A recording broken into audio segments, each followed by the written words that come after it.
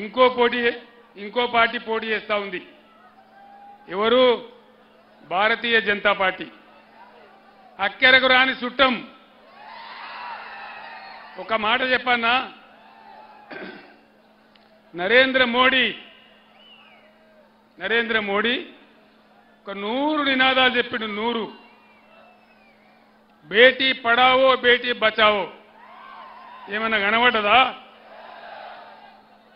సబ్కా సాత్ సబ్కా వికాస్. దేశం ఏమన్నా బాగుపడ్డదా?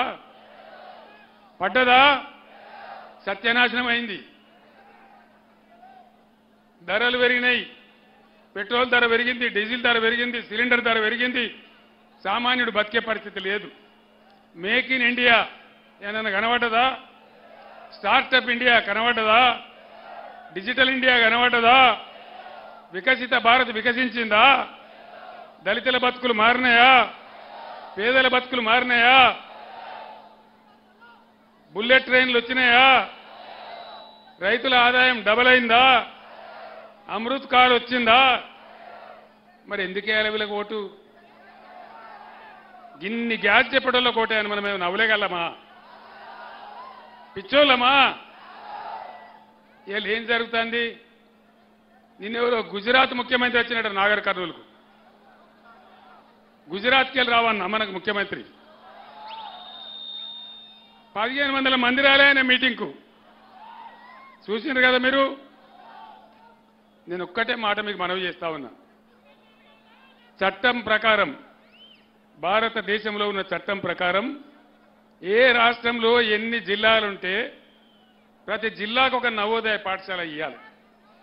నవోదయ పాఠశాల ఇస్తే పేద పిల్లలు బ్రహ్మాండంగా చదువుకుంటారు.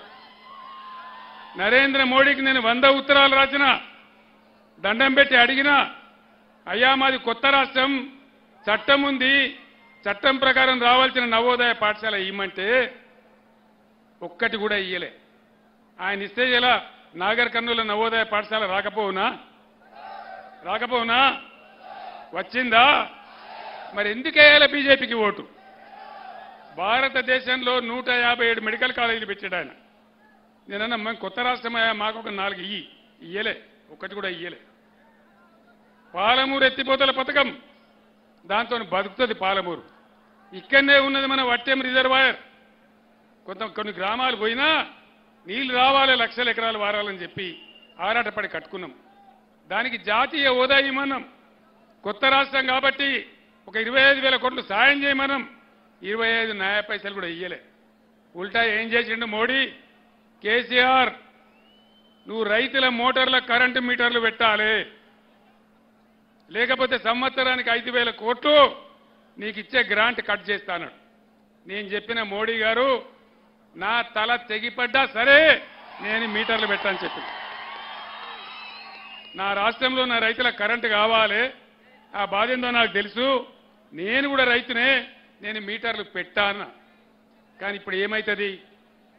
దయచేసి జాగ్రత్తగా ఆలోచించాలి. ఏమవుతుంది ఇప్పుడు? మళ్ళా మీరు బీజేపీకి ఒక్క ఓటు వేసినా ఏమంటాడు నరేంద్ర మోడీ?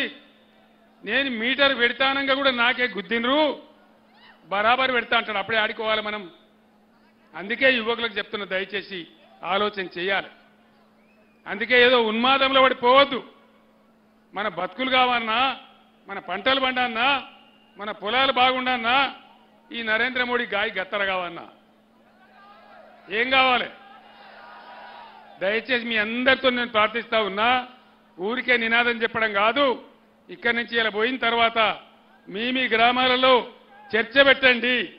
మన కోసం దండలాడే మన బీఆర్ఎస్ని కాపాడదామా, మన బతుకులు ఆగం చేసే వాళ్ళని కాపాడదామా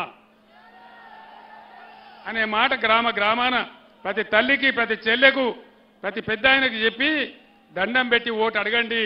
ప్రవీణ్ను బ్రహ్మాండమైన మేయర్తో గెలిపించండి. మన హక్కులను కాపాడుకుందాం.